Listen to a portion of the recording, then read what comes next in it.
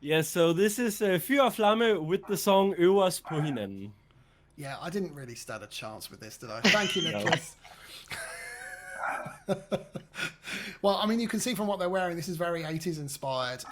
In fact, it feels straight from the mid 80s, somewhere in the region of 83 to 85. Dance hall, disco, schlager, pop. What's not to love about this? Yeah, and they've also had a fair few hits in Denmark. I think they're pretty well known. We'll find out from Nicholas shortly. Nicholas, this feels to me like something from the early 80s, somewhere around 83, 84. Sweet Dreams from the UK might have sung something like this if they could sing in Danish. What should we expect from this band on Saturday night? Yes, I think we're definitely going to see a fun, upbeat energy here. If this was a popularity contest alone, I think they would have a pretty good chance of taking the victory. Jesper Groth, who is the lead singer of this little group, he is a very famous actor who's had some really good years here in the past 2 years, really scoring some great roles and really being known, especially to like the younger crowd. So they have a lot of stuff going. They had a hit last summer, which was, I want to say, a huge club hit, but obviously none of us went to clubs last summer, so it wasn't that.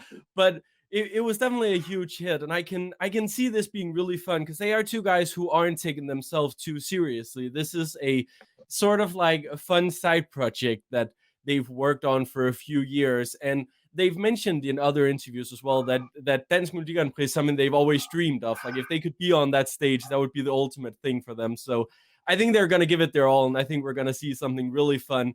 I may as well just say this is my absolute personal favorite. I think this is the best out of the bunch. Thank you, Nicholas. I love it too, I have to say. And I've watched some of the YouTube stuff, and they really do embrace the 80s theme.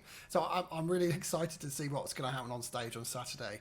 Marius, can you imagine sort of 80s themed clothing attire, maybe mullets on in terms of their hair pieces on Saturday night? What are we going to expect, do you think? Definitely, it's going to be 80s inspired, but that's just the beginning. I need some time for this. I absolutely love this.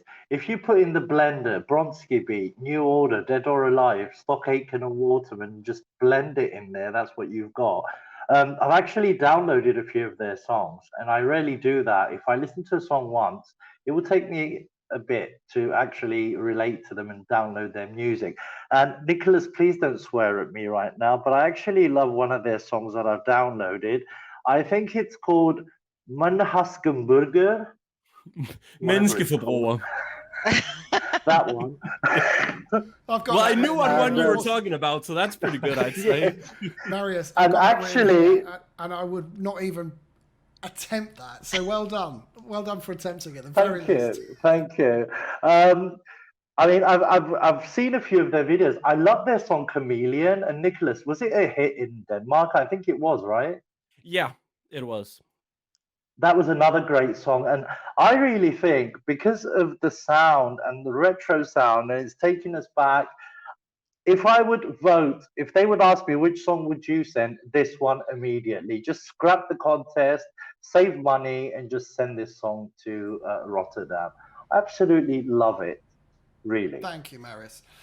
Jeanette, 80s seem to be making a comeback in Scandinavia this year. We've had Rayleigh's hit in Norway, and now we've got 3 in Denmark. Can you see this on the Eurovision stage? Are the 80s really coming back? No. Rayleigh was something totally different. That was a really, really awesome song. This is old-fashioned. It's like Swedish dance band. Don't like it at all, and I think it's going to be an embarrassment to see them on stage. So it's going to be 3 minutes of me not looking. Thank you. Sorry, Marius.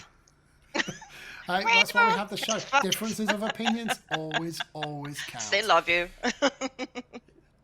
Good stuff. We know you love a bit of Schlager. We've known this about you. It's either a ballad or a Schlager, something or other for you. So this is 80s Schlager. Does it do it for you? No. I have been sitting here listening to these people talking and be like, what should I say? What should I say? What should I say? But I have nothing to say. It's it's something, all right. So 1 star for trying.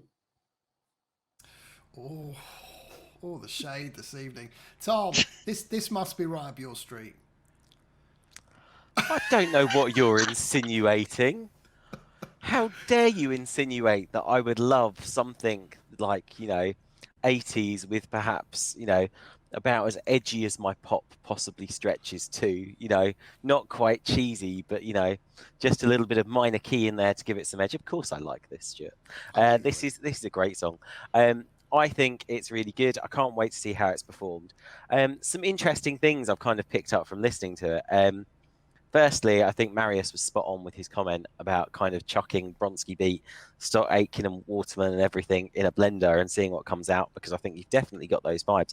There's also a little bit, if you listen closely to the chorus refrain, there is a snatch of, if you listen to Mary Spiteri's Little Child from 1992, there is a little snatch in that refrain where you think there's almost going to be an elevation into the thing. So in Little Child, it's da, da, da, da, da, da, da, da, da, da.